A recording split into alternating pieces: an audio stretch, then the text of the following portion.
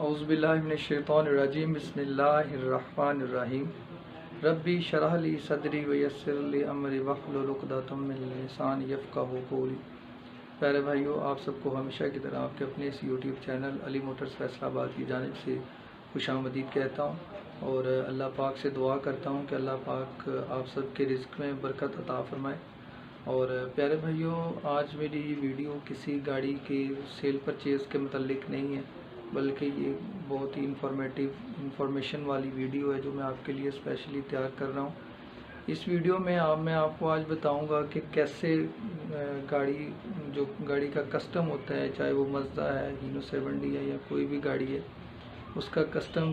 مطلب کیا ہوتا ہے، ٹھیک ہے، کسٹم کتنے % ہوتا ہے، کیوں ہوتا ہے،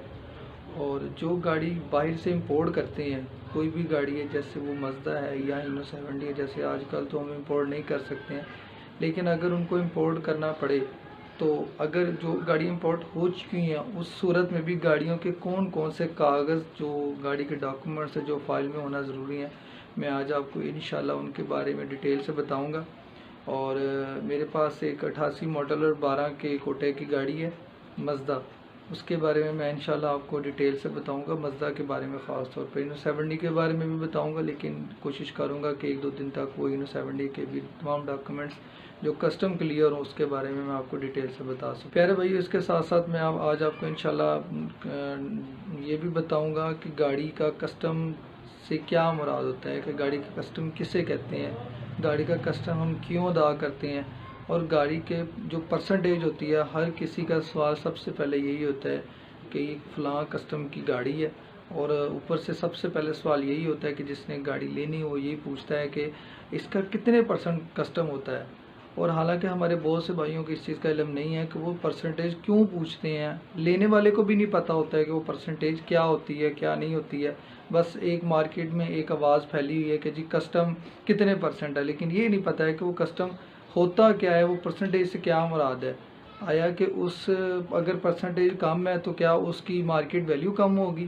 یا اگر کسٹم زیادہ ہے تو اس کی مارکیٹ ویلیو زیادہ ہوگی، ایسا کچھ بھی نہیں ہے۔ میں انشاءاللہ آپ کو ڈیٹیل سے بتاؤں گا۔ چلیں، میں % کے حوالے سے تو میں آپ کو بتا دیتا ہوں، لیکن اس کے ساتھ ساتھ جو دوسرا گاڑی کے ڈاکومنٹ چیک کرنے کو وہ بھی میں آپ کو ساتھ بتا دوں گا۔ چلیں، میں آپ کو بتا دیتا ہوں کہ گاڑی کے کسٹم کی % سے کیا مراد ہے۔ پیارے بھائیو، یہ آپ پیج دیکھ رہے ہیں، اس پیج کے اوپر ایک میں دکھا رہا ہوں، یہ نشان ہے آپ دیکھ رہے ہیں، اس کے اوپر لکھا ہوا ہے کہ اتنے % ہے۔ اب اس کا مطلب یہ نہیں ہے کہ گاڑی کا اتنا، اس سے تو پتہ چل جائے گا کہ گاڑی کا اتنا % ہے، لیکن یہ % آئی کیسے ہے اس کا ہمیں پتہ ہونا ضروری ہے۔ تو اس کے بارے میں آپ کو بتا دیتا ہوں کہ جب بھی گاڑی باہر سے آتی ہے، چاہے وہ سعودیہ سے ہے، دبئی سے ہے، جاپان سے ہے، آسٹریلیا سے ہے، امریکہ سے ہے، انگلینڈ سے ہے، کسی بھی کنٹری کی اگر کوئی بھی گاڑی ہے، وہ جب آتی ہے ڈرائی پورٹ پہ تو اس کا کسٹم کیسے ہوتا ہے کہ سب سے پہلے وہ گاڑی کو کسٹم والے جو کسٹم حکام ہوتے ہیں وہ گاڑی کو چیک کرتے ہیں، اس کی فیزیبلٹی رپورٹ تیار کرتے ہیں کہ اس گاڑی کی جو امپورٹ ہوئی ہے، اس گاڑی میں اس کی کیا کیا چیزیں شامل ہیں۔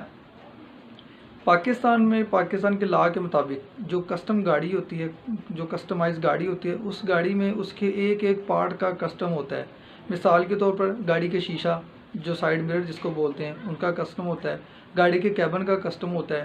گاڑی کے انجن کا کسٹم ہوتا ہے، گاڑی کے فریم کے چیسز کا کسٹم ہوتا ہے، اسی طرح ٹائروں کا کسٹم ہوتا ہے۔ اگر تو گاڑی وہاں سے آئے گی بالکل فریش حالت میں، جسے بولتے ہیں چیسز، انجن بند ہے، گیئر بند ہے، کیبن بالکل اوریجنل پوزیشن میں، تو وہاں کے جو انجینئرز ہوتے ہیں، کسٹم حکام کے میکینیکل انجینئرز ہیں، وہ گاڑی کی فیزیبلٹی رپورٹ تیار کرتے ہیں کہ یہ گاڑی اس لحاظ کی ہے، اس کو اتنے % کسٹم ہونا چاہیے۔ اگر تو گاڑی کے ٹائر کمزور ہیں، بعض اوقات کیا کرتے ہیں کہ گاڑی آتی ہے پیچھے سے تو ٹائر اس کے چینج کر لیے جاتے ہیں پیچھے سے ہی، جس بندے نے گاڑی بھیج رہی ہوتی ہے، جو بندہ باہر سے گاڑی بھیج رہا ہے وہ اس کا بھی پاکستان میں تعلق ہے کہ میں نے گاڑی فلاں جگہ بھیج دی، آپ وہاں پہ ڈرائی پورٹ پہ جاؤ، وہاں پہ جا کے اپنے ڈاکومنٹ چیک کرواؤ اور کلیئر کروا کے کسٹم پے کر کے وہاں سے گاڑی لے آؤ۔ لیکن وہ کیا کرتے ہیں کہ گاڑی وہاں سے لوڈ کروانے سے پہلے وہ ٹائر چینج کر دیتے ہیں، ٹائر خستہ حالت میں ڈال دیتے ہیں،